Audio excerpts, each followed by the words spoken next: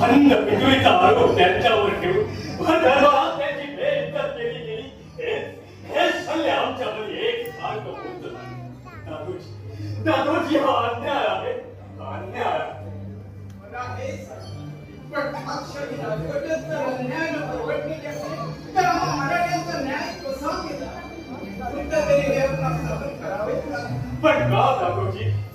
राजांचा आमच्या कार्यात काळी मात्र ही संबंध नसताना त्यांना ही सजा का?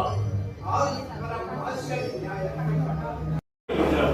खंड पितळीचा आरोप त्यांच्यावर ठेवून धर्मात त्याची बेइज्जत केली गेली. हे सल्ले आमच्यामध्ये एक सारखं होत नाही.